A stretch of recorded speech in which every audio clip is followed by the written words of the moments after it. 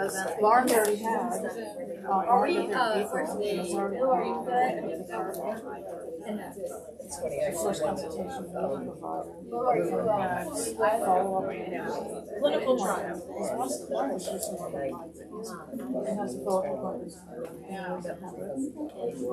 Okay. Yeah, I did this. Lauren's very good at taking records. Say something. The hard way. Lauren asked the hospital, wanted like the top level essential records. Last time wasn't about. Fully. No.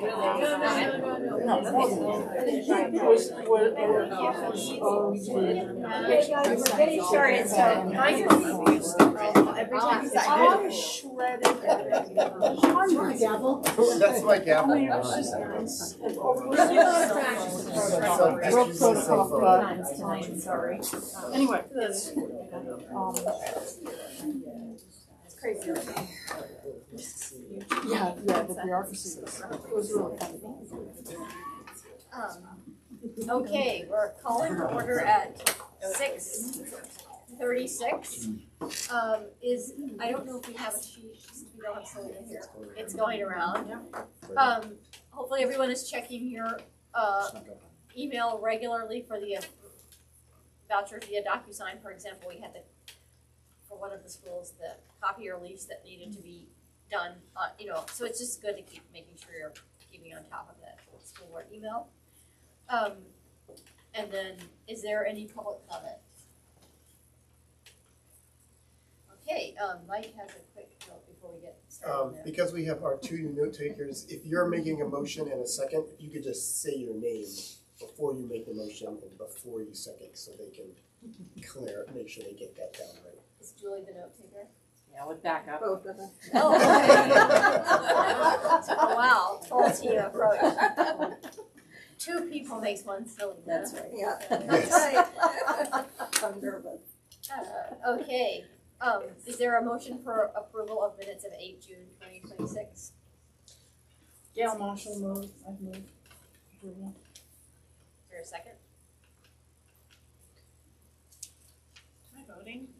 I don't know. Yes, you may. Misha, second. Oh, yeah, you're going to say. This is not. Any discussion? All in favor? I'm abstaining because I would. Any opposed? And so we've got one abstention, okay. Very good, did you get that? I got it. Yep, okay. Reports and updates. We will turn it over to Mike for the superintendent report.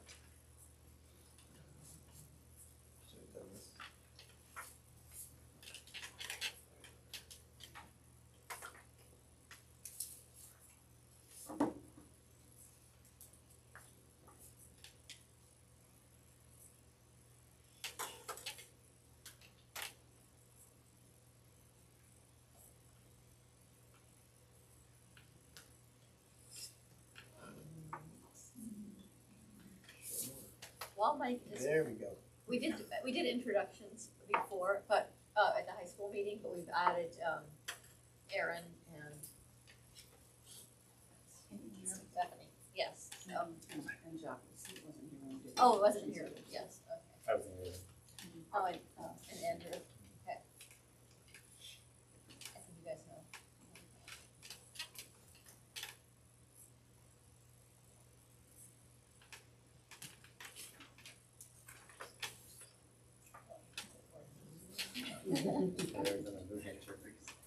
I would like to just also share while we're reading that Selena actually would like us to keep doing the name thing. She's just never really wanted to ask, and so I just, if we could keep it going, that would be great. Oh, perfect. Welcome everyone to the first meeting of the 26-27 school year.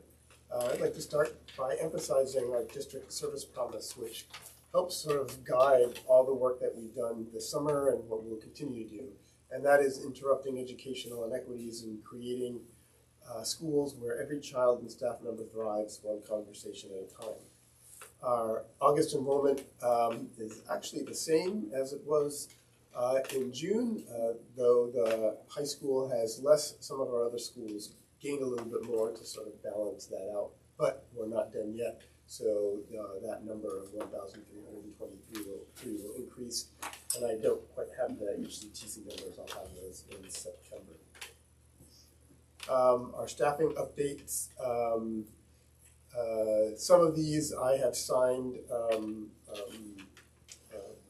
agreements for contract on some of these, but in terms of our big needs, our speech and language pathologists, we've kind of shifted for now to online services for those 3 schools that don't have them. Special education, I signed a contract for one of those positions earlier today.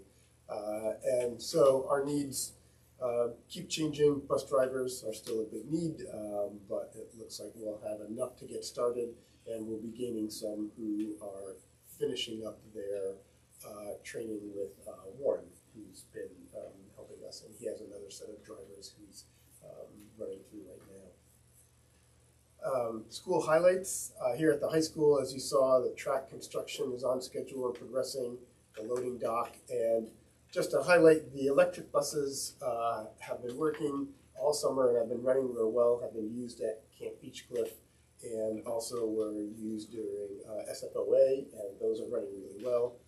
The Longfellow School has received a grant to get a stove and a small refrigerator. Actually, it's at the Ashley Bryan School for creating snacks and some meals. Frenchboro repair work on the school is near completion. I hope to go out September 21st to check on it. Connors Emerson work on the new school is on track for November move-in day, which is November 9th, and we're still having that as our move-in day. Trenton School, summer school and ESY were once again a huge success, and thank you to all the teachers and staff who made it possible. A little note, Hematic had an electric bus. It wasn't working for a while, and our AOS transportation coordinator, who's sort of standing in, Andrew Kablinski, has really helped make the buses work, and that bus has been being used all summer long and is working really well. Swans Island, they have a new boiler, went in without a hitch. And they're also fundraising for a new playground that's underway, and if you would like to support it, I'll just say I told Mimi that I would put up there, you could go on Cheddar Up and support the playground. So if you want to donate, feel free, or send somebody you know from Swans who can help support, that would be great.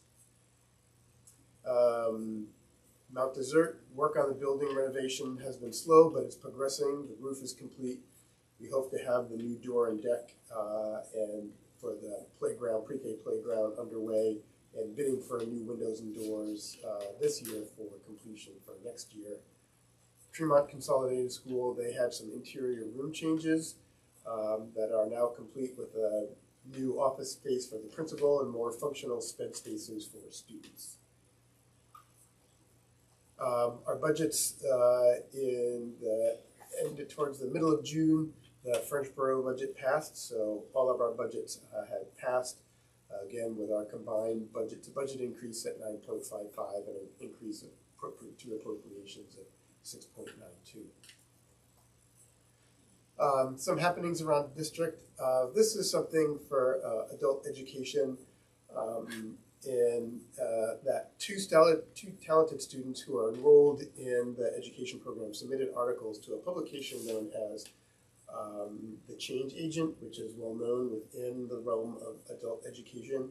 And in those articles, both students sort of talked about the unique difficulties they faced in childhood with substance abuse, and which created sort of unstable home life. One student shared how hard she had worked to create stability for her children as a direct result of her experience through adult ed. They spoke from the heart, sharing some very raw, deeply personal stories with humility and respect for their families.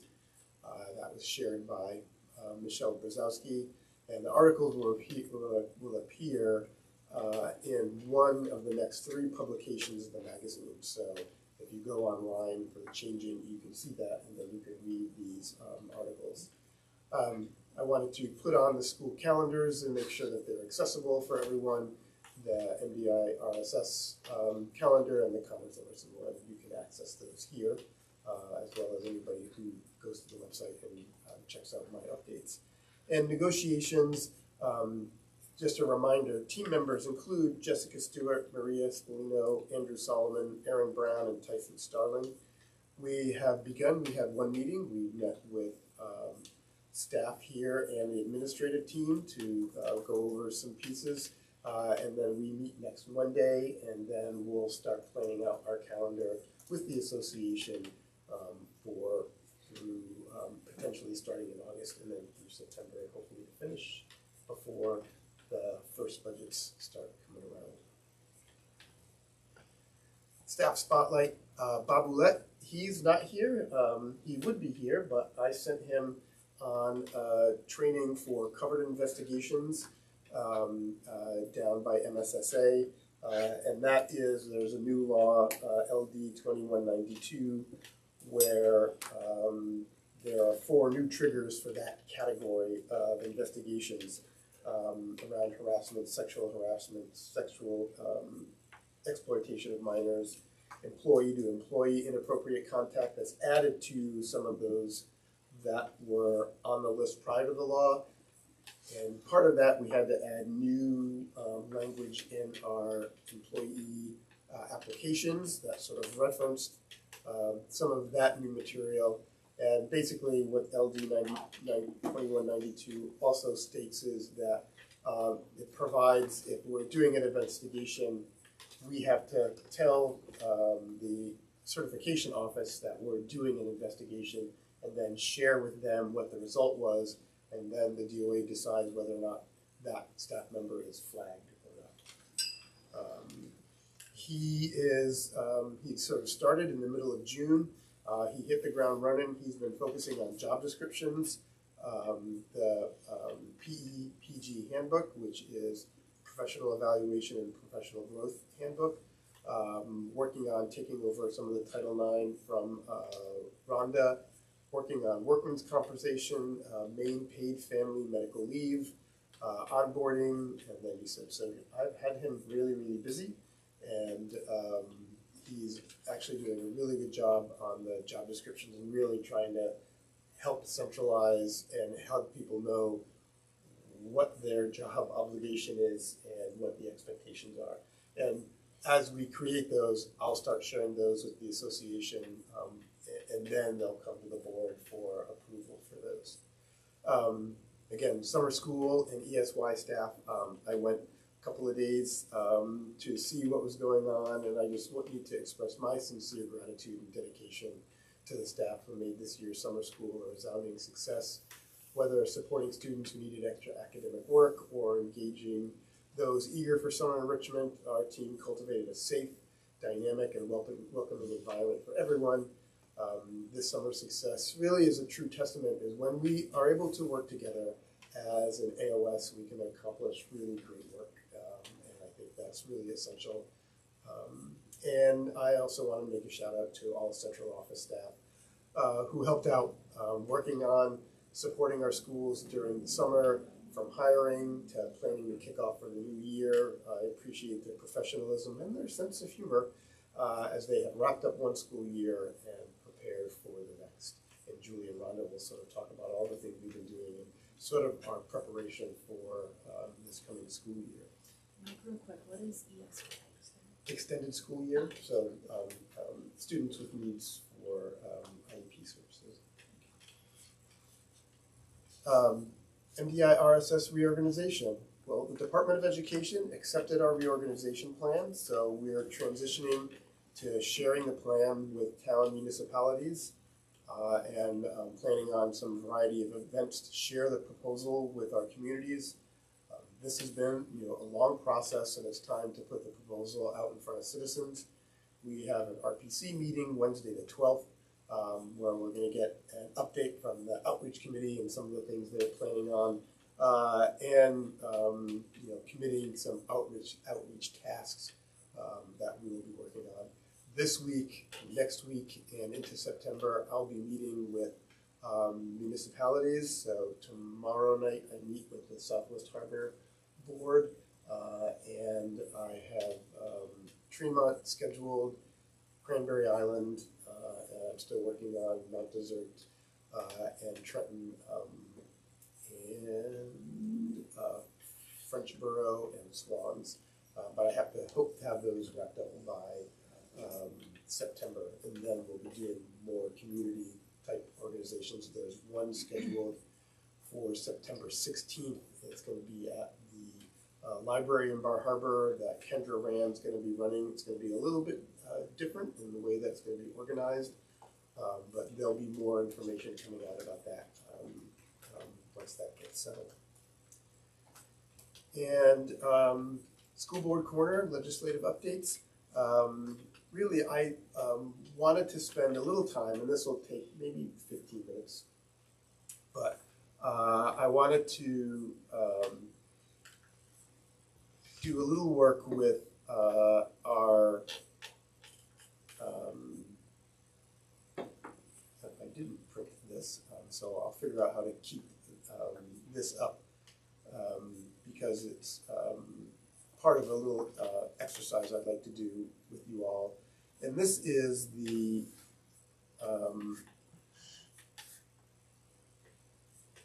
School Committee Code of Ethics. And these are ethics that the board have accepted that sort of helps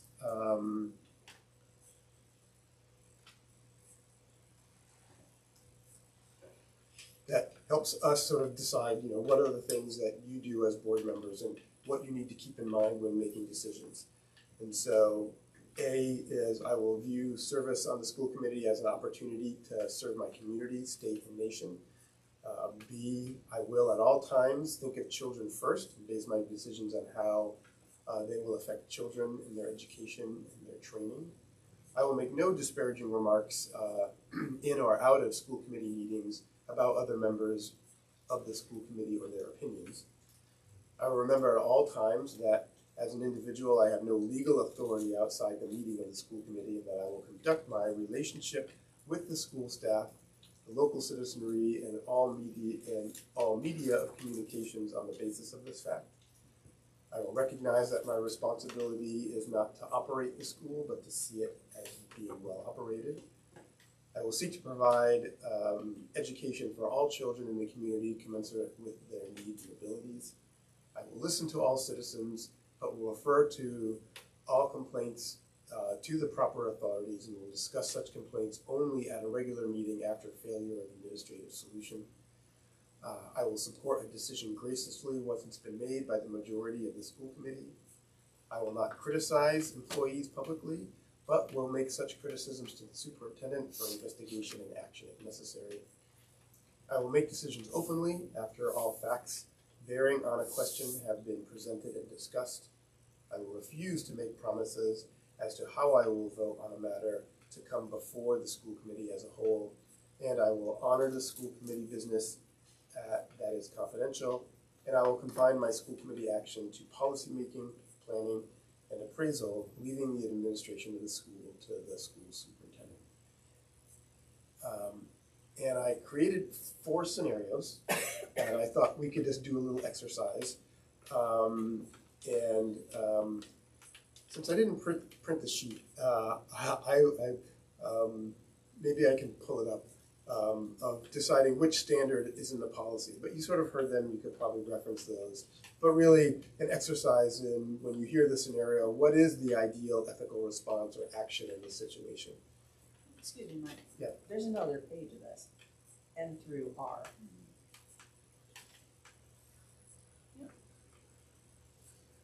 Sorry. That's okay. Not to make it you read more, but And as I will welcome and encourage cooperation and participation by teachers, administrators, other personnel and parents, and community members in developing policies that affect the welfare of the children they serve. I will endeavor at all times to see that schools have adequate financial support within the capabilities of the community and state in order that every child may receive the best possible education. I will resist every temptation and outside pressure to use my position as a school committee member to benefit myself or any individual or agency. I will endeavor to attend every regular and special committee meetings, recognizing that my presence means representation for my town. If I find that it is not possible for an extended length of time, I will give consideration to resigning from my position on the school committee. And the last one, I will recognize at all times that the school committee of which I am a member is an agent of the state, and as such, I will abide by the laws of the state and the regulations formulated by the Maine Department of Education and the State Board of Education. So now I have created four scenarios, and we could talk about these and then sort of talk about what the ideal solution is. And so this is this grocery store complaint. A parent approaches you in a local grocery store upset about a specific teacher's grading policy and demands that you look into it. What's the ethical response to that? Gail? Well, you're first supposed to say you have concern, but there's a procedure for dealing with concerns about individual teachers, and you might want to refer to the student handbook. The first step would be for you to talk to the teacher directly, and then if you don't find satisfaction with that, then you might want to consider talking to the building administrator. So you ask them to use the latter.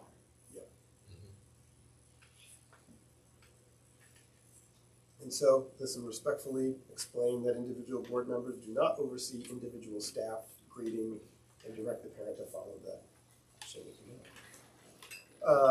The social media debate.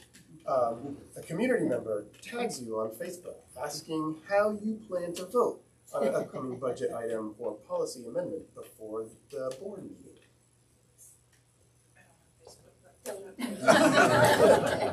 Well, you can delete Facebook. That's one thing. Ghost.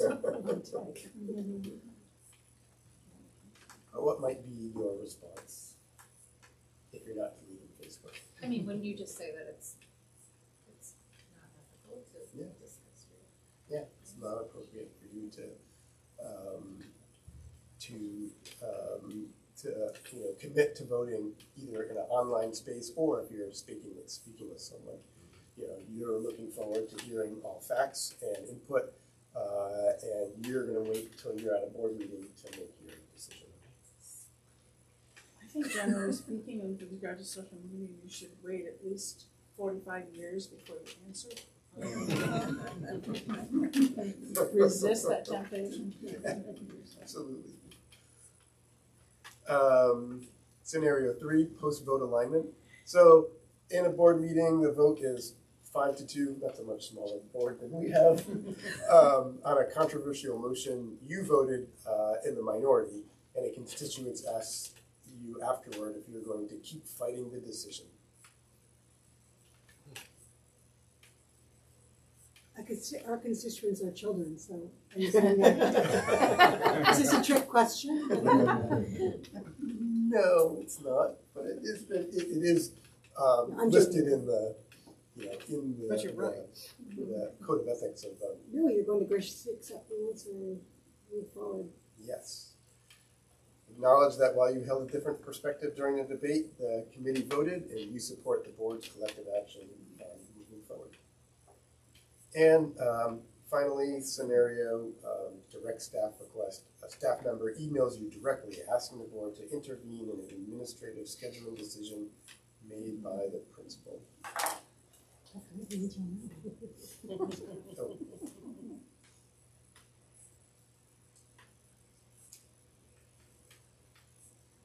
Oh. No. Why back to CC. Sorry, that isn't in our purview. There is also a chain for Yeah. discussing those sorts of things. Yeah, remind the staff member of the appropriate administrative channels and forward the communication to the superintendent as appropriate.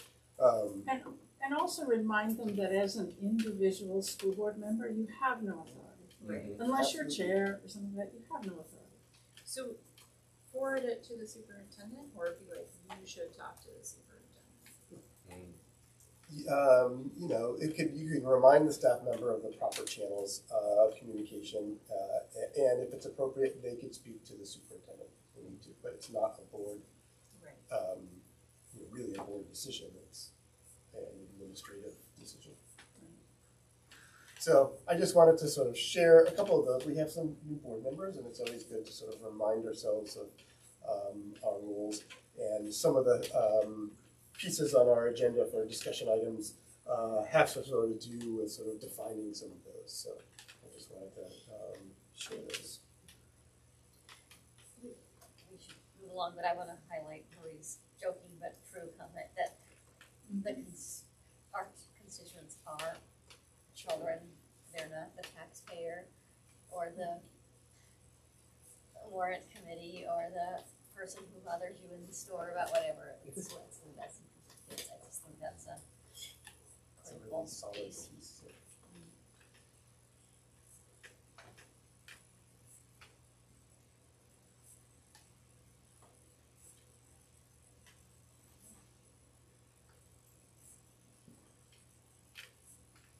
I'm done. Can I just tag on to that? That's a hard concept for people to understand, and it's worth sort of saying, I appreciate your concern. In fact, we're required by law to have those categories as our constituents, and you hire us you elect us to do the best we can for the students in the school. Anyway, it's a hard concept for people to understand, right? But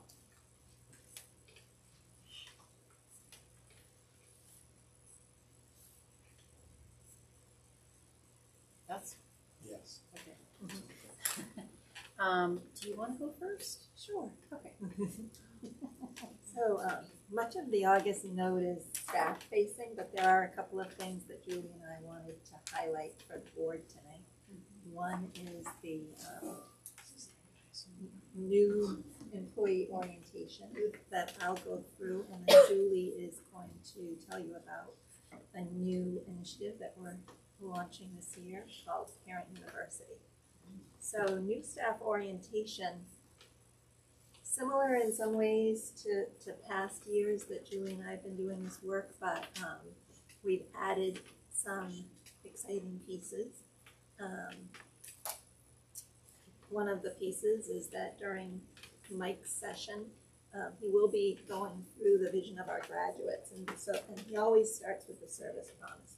And so we're trying to intentionally build that sense of belonging for the adults as well as children. So modeling that for the new adults in our setting, so that when they go to their own schools and school starts with children, that they are trying to develop that sense of belonging as well. And then later on in the day, we move into building that sense of equity. So we knew this year, we've invited the civil rights team to do a student panel on microaggressions. And we've invited Kelly Clark, who is one of our behavior interventionists, to talk with new staff about the Navigating Core Supports, which is the Amanda Wilson work that we've been doing over the past year. But to get those new people a little bit up to speed on that, and Kelly will be meeting with them monthly to continue that work.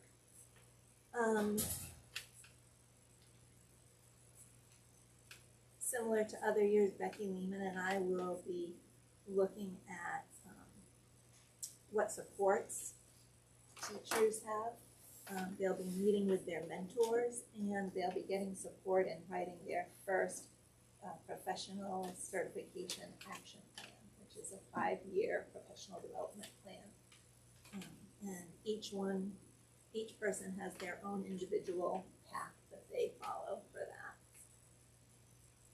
then the next morning, the teachers come back and Cindy Lambert will be going through Schoology, Power School, Branching Minds, some of those systems that we've put in place to create cohesive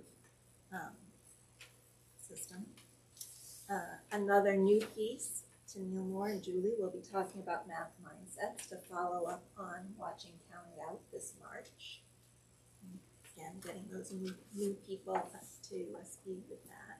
And then our instructional coaches, Becky Newman, Ann Rohde, and Kate Meyer, will meet with all the new teachers and talk about instructional coaching and what that looks like, and they'll actually take time to set up meetings so that they can get those coaching cycles started with all of our new people and talk about the walk around the island, observe around the island that they'll do with all of those new people. Then in the afternoon, our common study and learning area leaders come in and they meet and talk about curriculum and instruction with our new folks. And they're going to take a website tour with those common study leaders and learning area leaders. And we dig into what we're all about. So when they are leaving after these 2 days, they know what MDI is about, how we support students.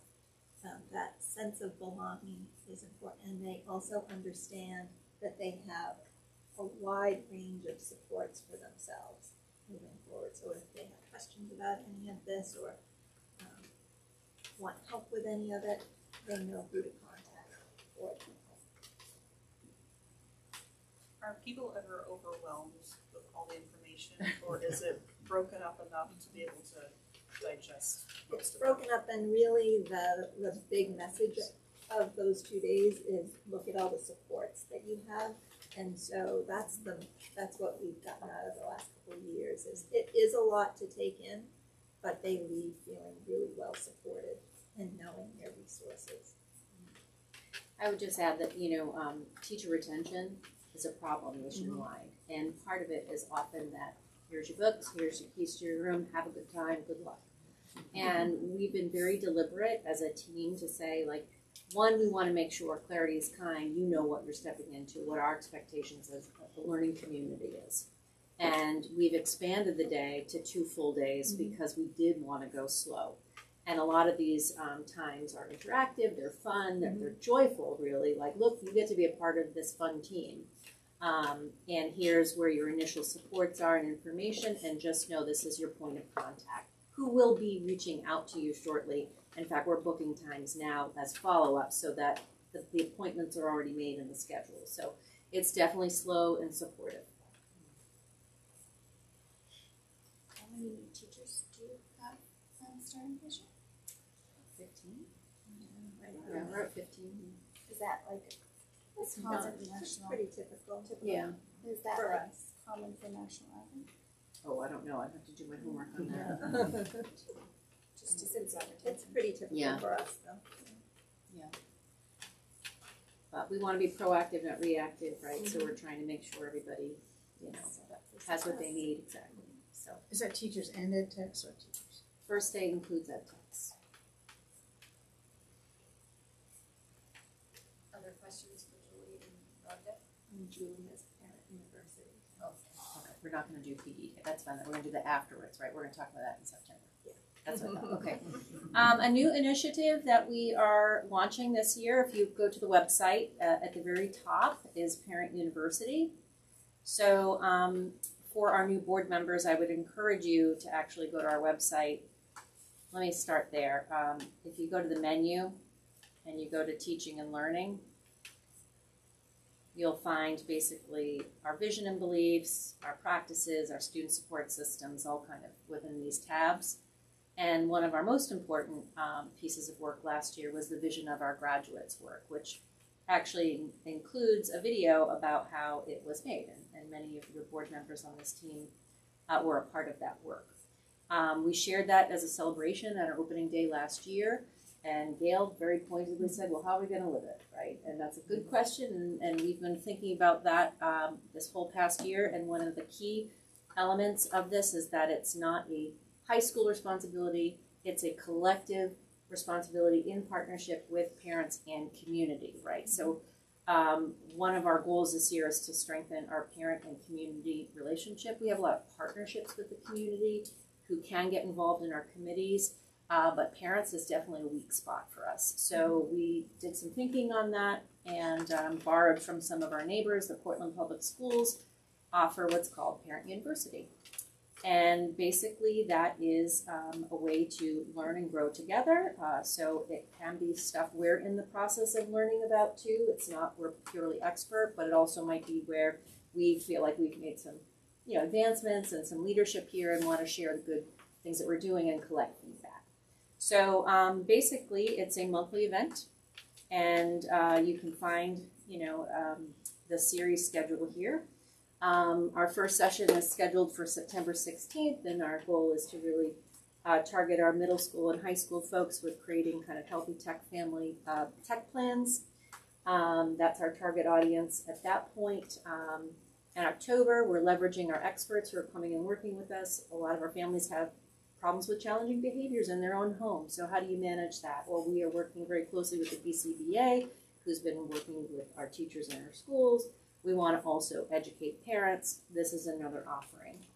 Artificial intelligence, the power of play-based education, supporting your child's reading journey. Every child can learn math. Building strong readers with EL education. That's our endorsed 3-8 curriculum. And growing green together. That's our Green Schools initiative. So this is our lineup, and if you click on it, you'll get a little brief blurb about what it's about. It's not fully fleshed out yet. We're going to work on our audience target a little bit later. Some might be early elementary, or play-based education, I can tell you, is early elementary. But we're working with the people who are leading these, and then once it's more fleshed out, we're going to do flyers. You can see at the bottom it says here. Stay tuned. We're going to post more information, send it out in newsletters. We'll also post the flyer here so that there's more information. We're going to try to, arrange for childcare. That's not always going to be the case, but if I can get it, I'm going to organize it, and it will be in the flyer and post it here. So this is just a list of the topics that we came up with for this year. It has a lot to do with the various initiatives we're doing in our own schools. We are leveraging our experts that we're contracting with, and we're timing Parent University up when they're going to be coming working with us anyways. So you'll get a sense of who we're getting expert advice from as well. It's also an opportunity for us to collect feedback and have more conversation with parents, right? We want to be proactive, not reactive. And we were a little nervous, right? It seemed like, how this is new. How are we going to do this? And our topics filled up in seconds flat, and we didn't have enough room actually for more topics. And so I've got folks saying, well, what about this, this, and this? And I'm like, next year. So that's good news. And but of course, like all things, drumming up attendance is always a challenge. And so we are asking for your support in, spreading the word and inviting folks. And letting people know where this is and exists. And it really means a lot to us. We really need to kind of strengthen our relationship with our community in a proactive way. It seems as if people show up when there's a problem, right? We want you there engaged when there isn't a, problem per se, but, this is what we're trying to accomplish, and we want to partner with you through this work. So we're hoping for joyous.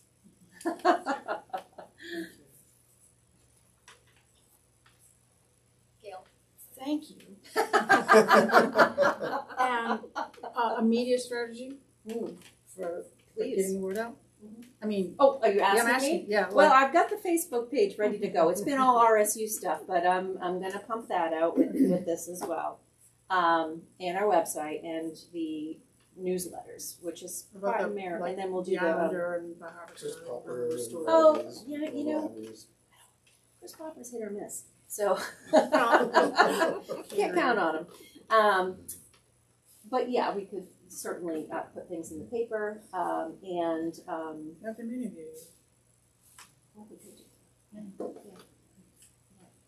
That's an idea. Oh right, yes. I taught her. I just want to also say thank you. This is absolutely amazing. I feel you with the attendance. It's always so hard, but the fact that you have these dates already written out Yeah. and you have the descriptions, Yeah. is heads and shoulders above, sometimes the way we kind of do things. Yeah. So thank you both for doing this. I mean, a lot of great topics, and I love the way that you, why you're doing it, because you're trying to meet a goal to reconnect with our community and the parents, and I'm so impressed. Thank you. Bridge builders. Oh, and I have to say, you were noticing, yes, it's AI generated, but, well, this year. Oh, the bridge? Yes, Yeah, and this is for next month, but I'll give you a preview for next month's report out.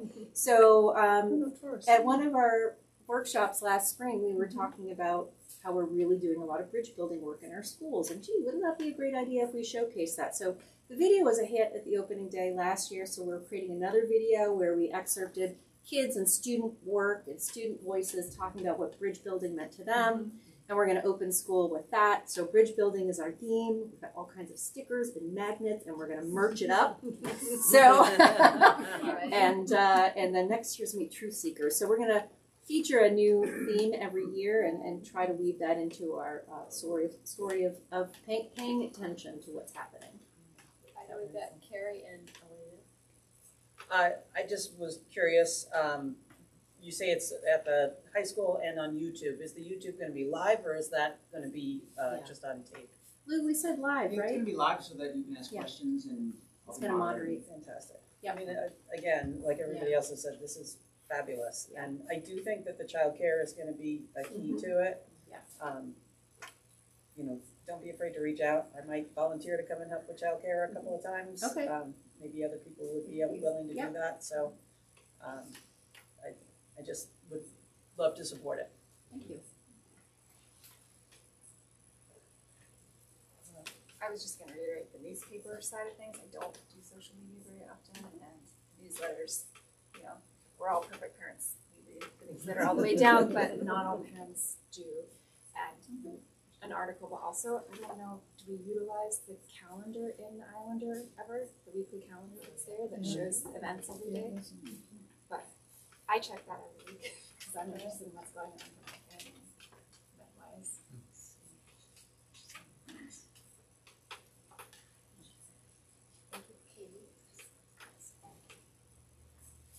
Any other questions?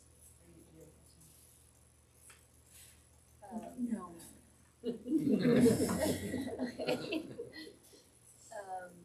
Okay, and then we'll move on if there's no other questions.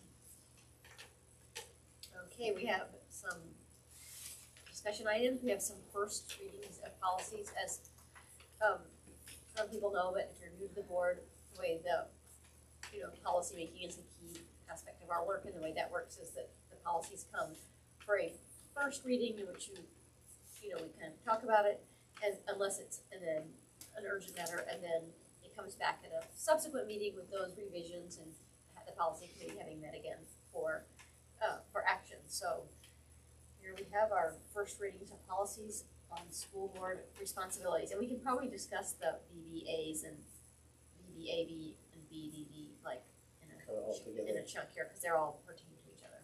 And this it comes out of the work that I'm doing with Bob and sort of making sure that expectations are clear and really helping define what it is that we do as a school board, what is the relationship between the board and the superintendent, and then and this was from Eric Waddell, who is the executive director of the Maine School Boards Association. He was superintendent in Kittery, I believe, for a number of years, and he had suggested that school board self-evaluation. So how do you know you're doing well? And so with the school board powers and responsibilities, it's really just sort of a list of those things that we are sure that we do, and it's good to sort of state that someplace and identify those things.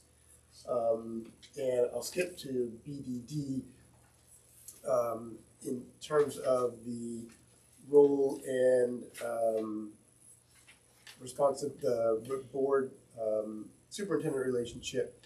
And one of the things that I think the policy committee would like some input on is on D on that is hold all board meetings in the presence of the superintendent except as otherwise permitted by law or when the superintendent voluntarily excuses him or herself from the board.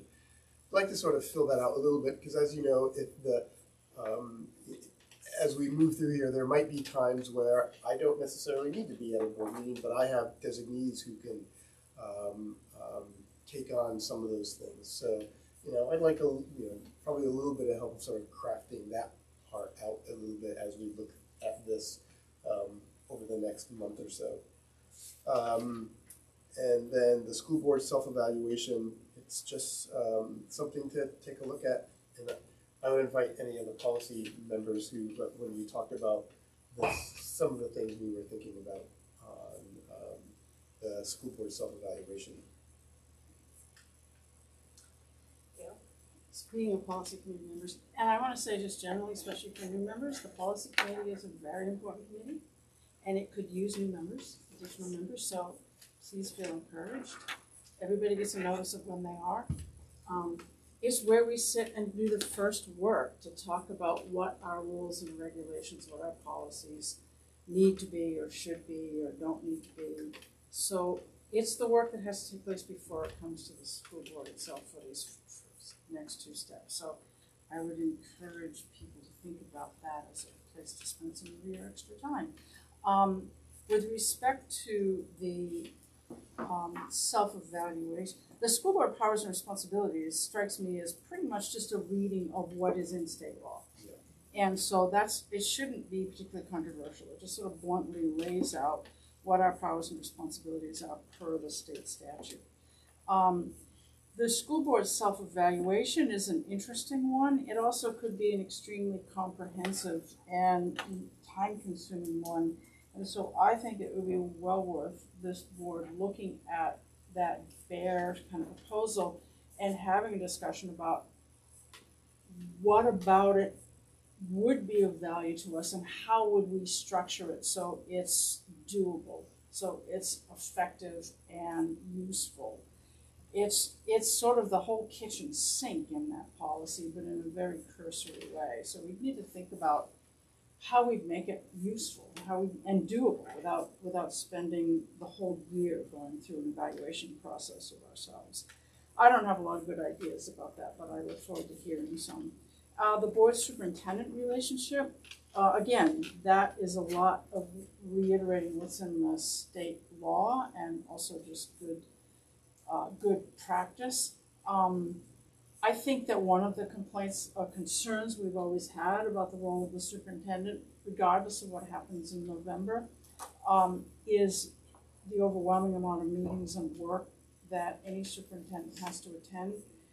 And it's my position that the superintendent doesn't necessarily have to attend, especially every one of our elementary school meetings, and helping him define when it would be possible to have someone else attend.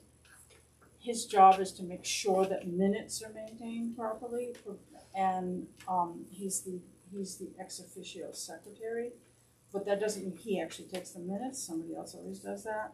So I think it's important in terms of our considering his work-life balance. As more and more of our job, regardless of what happens in November, more and more of our job happens here and not in the K through 8 discussions like they used to.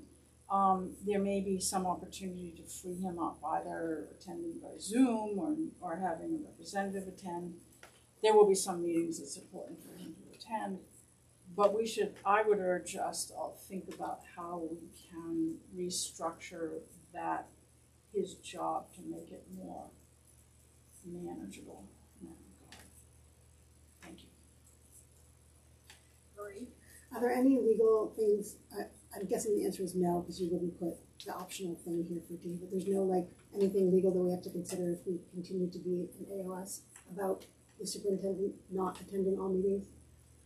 Or is it just a policy change at this point?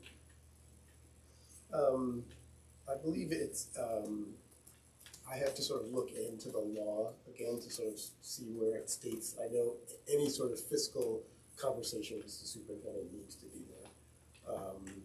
when you have a board meeting and you're not either discussing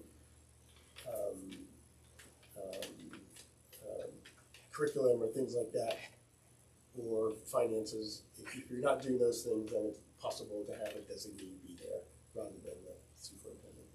So kind of follow up, and I would say like whatever those nuances are or those buckets are important to know before you know this, right? But like before you move to the policy committee to craft the first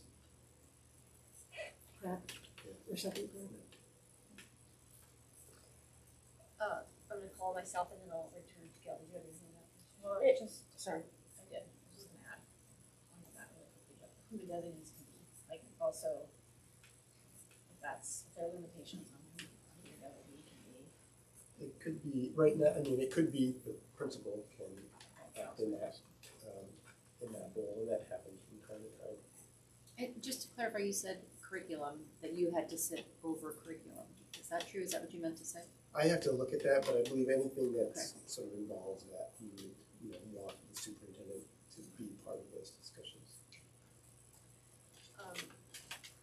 I was gonna call myself to say I'm strongly supportive as long as because there are some very particular legal things to make sure we just nail down who those people can be and what what kind of policy things require not the superintendent and not a designee, and just being, because I think it would be the principals and Julie and Rhonda would be the potential designees and which ones, like, who can be a designee in what discussion points, just making sure that's really clear. And then I think the self-evaluation is a good idea, and I wouldn't want it to become this overwhelming onerous thing when we talked about it at the policy committee, I favor something like an annual 2-hour retreat or something like that, where we sort of say, how are we doing, we plan the next thing, just because we have so much business to get to, and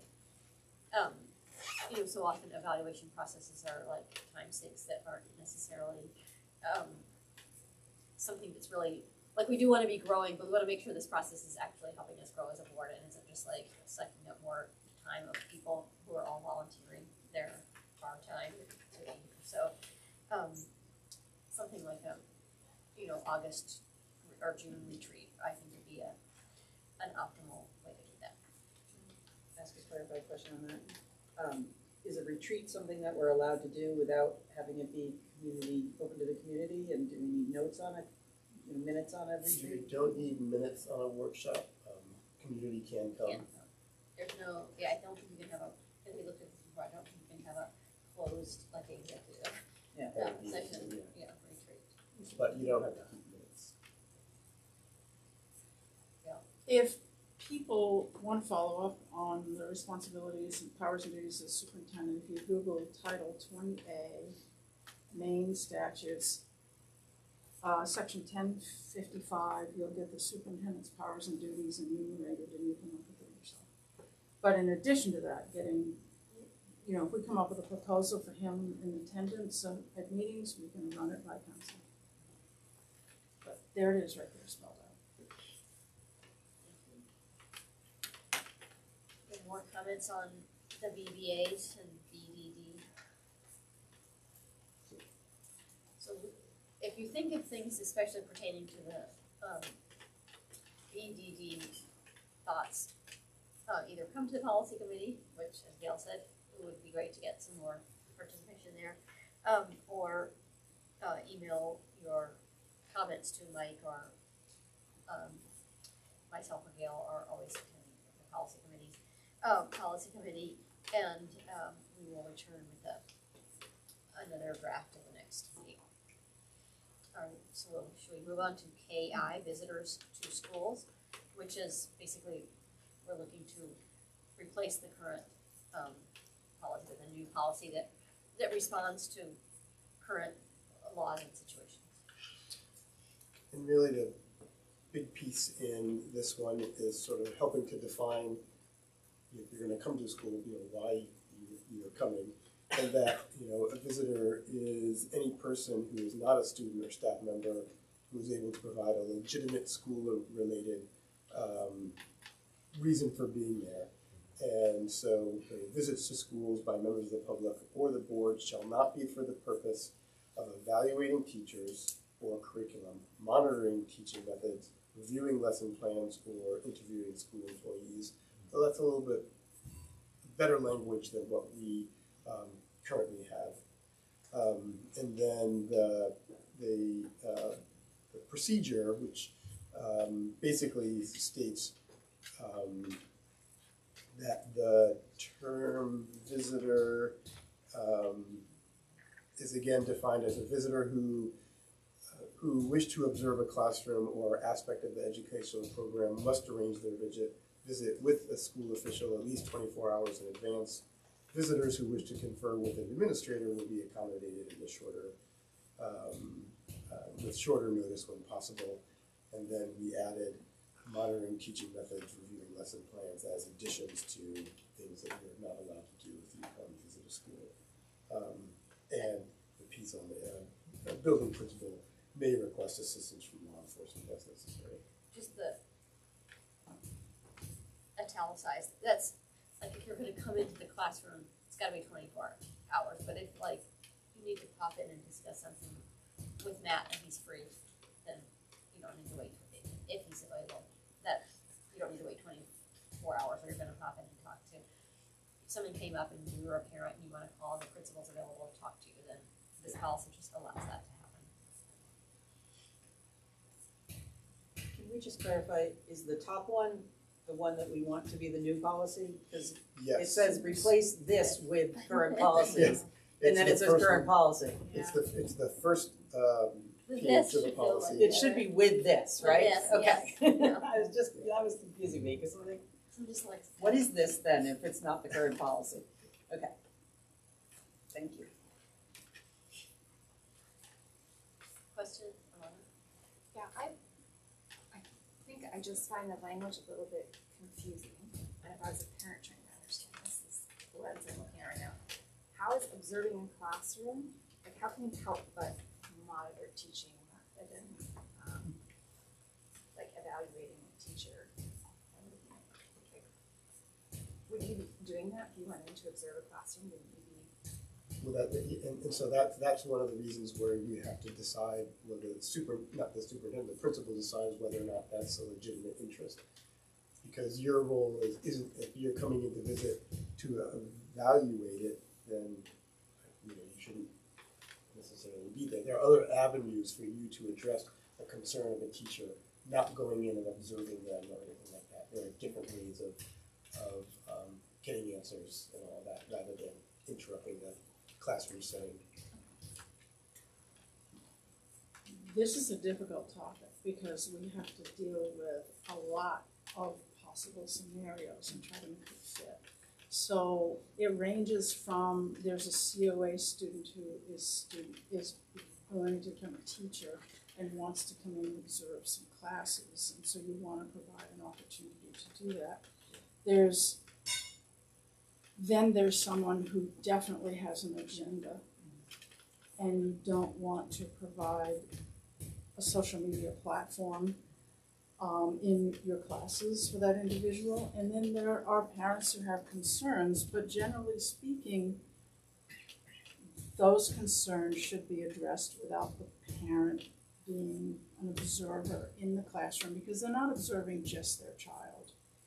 We have, children who are in our schools have certain privacy expectations in general that go far beyond an individual and their student. So my hope would be that the principal would err on the side of caution when it comes to a parent wanting to come in and just sit and watch.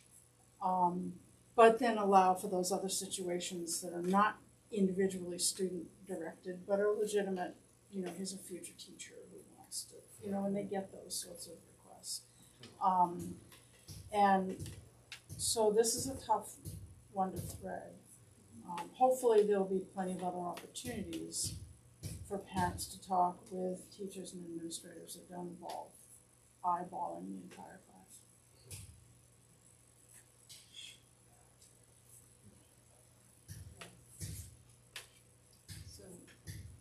So are we strict enough in this then? I mean, I understand what Gail's saying about privacy issues and how, when is this really going to be a good idea for someone who's just coming in to observe their child or their child's teacher? What's a scenario that, I feel like we're putting a lot on our principals to have to be the ones who say no. I've been pushing for stricter boundaries on this throughout this discussion. Well, oh, I asked for, I got the two new pieces of language when I reached out, reviewing lesson plans and monitoring the teaching methods as an additional sort of strengthening of this. I'm not sure what else you could do to strengthen it. That other than saying that if you're coming into a classroom, you might be coming in to help with some event that's happening. Yes. That would be reasonable, and that's sort of stated in here. And as long as you're being honest and truthful with your reasoning, and if the principal can't make the decision, they can call me and confer with me or the superintendent. Is this worth having an A-team discussion about the implications of this before and hearing the board hearing back about that before we vote? That's actually probably useful, yeah. Is there a difference between an invited guest and a visitor?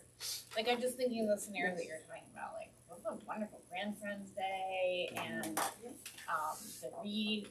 reading to the kids in kindergarten. Like, but I think every time I remember participating, it was at the invitation of the teacher, and that made me a guest, not a visitor. I don't know. Like, those are words that, like, because I like how it starts too. It starts by saying we want to invite people to be in and engaged, right? Like, right. So maybe a little more distinction between. if there was space for invitees or not visitors, does that eliminate the need to empower the principal? Like, well, no, I- if a teacher invites you, then you're fine. That's sort of. but then you're not. Yeah, exactly. Then you're not subject to this. Yes. We just need- clarifying that so Yeah. that people understand that this isn't saying you can't have Grandfriends Day, right? Right. Right. Tricia. But does this also need to include, because the principals need to know who's in the school at all times, so Yeah. is that part of why we have a policy on visitors? Like, is that included in this? So Well, that all they people can- have to sign All in. people have to Right. sign in. Yeah, visitors, guests, invitees, whatever they are, they've all got to be accounted for in the. But that doesn't need to be defined in this policy. And that's already That's common already. practice. Yeah. Okay. Usually they just don't go to the classroom. This is specifically if a visitor wants to go to the classroom. Yes. Managed direction, it seemed like 24 hours wasn't very far in advance, but I also wonder if that's a little vague as far as business days, school days. Right? If I write on Saturday, isn't that 24 hours in advance? You can come and serve a class on. You can come and speak. Well, if you haven't gotten permission within that 24 hours, then you're not coming in on Monday. Yes, but it could be, it doesn't mean, maybe it should, it doesn't mean if I call on Monday, I'm guaranteed to be accommodated on Tuesday, so maybe that, yes, can be nailed down a little more. Or you could say 24 business hours or that.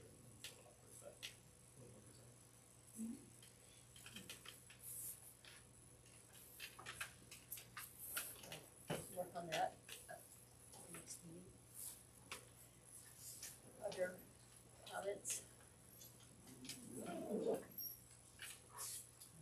Again, you can attend or email to weigh in further.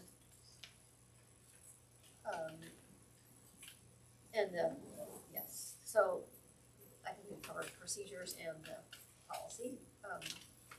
Just everyone made sure they check the procedure that goes with the policy, that's Other questions or comments on the procedure? Okay, moving on to action items. Second reading and adoption of temperature standards for schools. So just from the last time, we adjusted the room temperature in the building as a whole, or in classrooms or other occupied spaces, exceeds the maximum comfort zone by 5 degrees. Schools are expected to take practical measures to relieve the discomfort, and there's a list of what you guys had asked for that 5 degrees.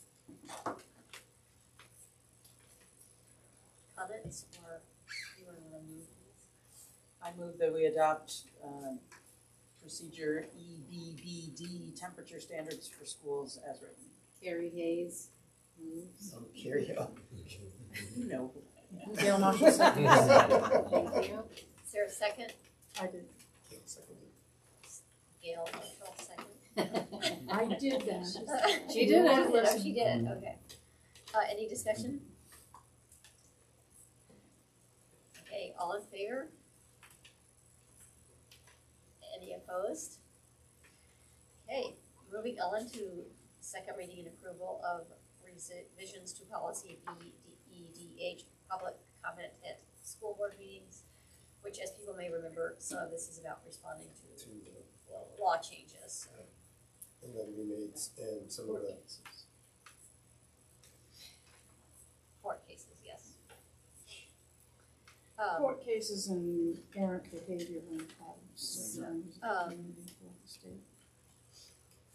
Mike. I think any of the changes that were requested are in this version. Anyone? I, Carrie Hayes, move that we adopt policy BEDH, public comment at school board meetings as written. Is that with an I or a Y? I, Gail Marshall, move the second. Any discussion? I'm still not sure that it says, so limited to a maximum of 3 minutes per speaker. If you have a comment at the beginning and you speak for 3 minutes, according to this, you've spoken your 3 minutes. If there's a comment at the end, comment period at the end, you've already spoken your 3 minutes, according to this policy, the way I read it. Because per speaker has spoken 3 minutes. So for most of the schools that have a second comment period, this is precluding people from speaking at the second comment period if they've had their 3 minutes. So we may want to change that. 3 minutes per speaker per, I don't know, Per comment period. per comment period. Gail? I would suggest that the time limits in this paragraph may be modified at a particular meeting at the discretion of the board chair would cover that concern. Should cover that concern. It doesn't specify it, but you may not want to always allow that. I would say, as a chair, if you, like the way I would look at it is like, if I'm gonna do it for school meeting A, then I better as heck be doing it. I mean, it shouldn't be at the whim of the chair to just decide who gets to speak during the second comment period. I mean, you could interpret it that way. So I think we should be specific. You can still leave it in there that you could modify it. You can still leave the chair has the ability to modify, but I think we need to explicitly say per speaker, per comment period. So here's what I'm gonna propose that we do, that we modify it to say per speaker, per comment period, and then if Carrie is open to withdrawing and resubmitting her motion with that new language, is that possible? Are we comfortable with that? Yeah, it's fine by me. Are we good Do you with need me to say it again? that? Yes. I And might you take the withdraw harder your part of initial it. non-motion, you, Carrie Hayes, withdraw your motion. Okay, I withdraw my, yes, Motion. my motion, thank you. But it's, what am I amending it to? It's all the language in the thing, except for it says we're adding the words per comment period after the words per speaker. And this is in Paragraph. paragraph 1, thank you. Okay, so I move that we adopt policy BEDH, public comment at school board meetings, with the revision in paragraph 1 of a maximum of 3 minutes per speaker per comment period. And I, Gail Marshall, having withdrawn my second to the first motion, now move to approve this, move this second, the amended motion. Any I second. any discussion? Okay, all in favor? Any opposed? Okay, we have a first and final reading of revisions to policies JLF and JLFE, which deal with mandated reporting of child abuse and neglect. And these first and final revisions are driven by law changes, so we want to make sure that we have policies that comply with the law in preparation for the opening of schools. Yeah, this was from LD 2105, an act to update names and mandatory reporting laws. Number one, it helped to settle, there was this question about school personnel and who was and who wasn't. Basically is that there's no longer any question of which employees are mandated to report. If you work in a school, you're all mandated to report. Reports must be made within no more than 24 hours. So that's sort of set as a time. And then whenever possible, the person with the first-hand information should make the report. However, it can be done in consultation with a designated agent. And our current policy sort of has that with the person that's designated at each school, that they sort of do that together. The other change is that DHHS now will share mandated reports with the appropriate district attorney. And then mandated reporting training must be completed every 2 years instead of every 4 years. Also, there's also information here about related to provisions about child abuse awareness and prevention training for school employees, and so we'll be enacting those. And also it addresses sexual abuse prevention for students, and that the commissioner came up with a model policy, and we'll be looking at what we're doing already and making sure it matches with that. Those are the major changes within the law.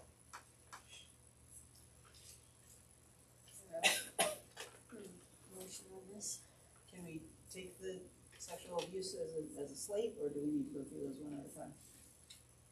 You could take you have to approve the. We should take the first two as a First two. slate, and then the Yes. deletion we'll have to take second. Okay, I move that we adopt policy JLF and policy JLFE, child abuse reporting, prevention, and education, and suspected child abuse neglect report form as a slate as written. Second.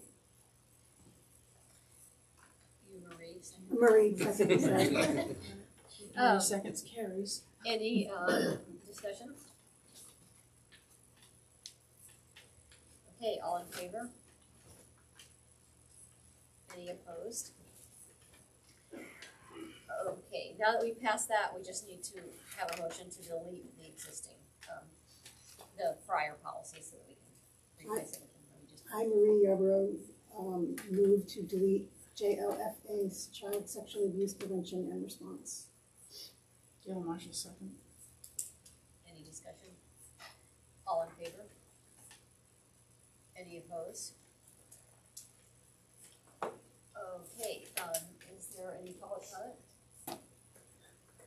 Okay. I actually just want to say one thing. I know it might have felt a little silly to say the name, but I deeply appreciate it, and I don't want to take it for granted that some of us are not old veteran, been on the board forever, and some are new, and we don't all know each other's names very well. We only see each other once a month, right? So it is important, and it helps all of us. So I would like us to keep doing that. Thank you. It's hard to know where the voice came from. Exactly. And thank you for taking the minutes. to Oh, read, Rhonda, please, Rhonda was much more better at it than I was. Thank you. It was a team effort. Collaborative effort here. Any other business? I just want to with all of the AI stuff that we've been learning about and stuff like that, when we show AI images here at the school board, they should be watermarked as what's happening, but like that's the guideline for the school, right? No watermarking AI images. Yeah. Yeah, I think that's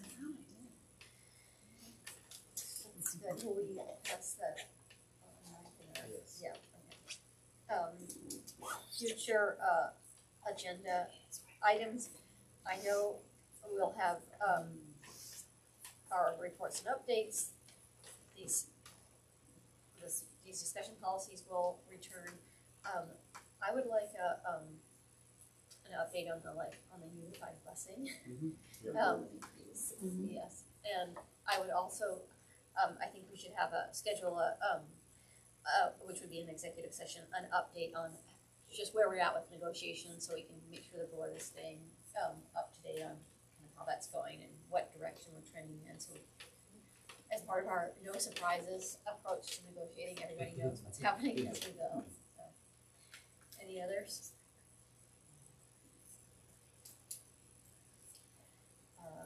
Okay, the next meeting will be Monday, 14th of September 2026, in tandem with the high school meeting, so we're probably also looking at a 5-6 or a 5-6:30 or whatever, so just stay tuned for the specific timing of those as they come out.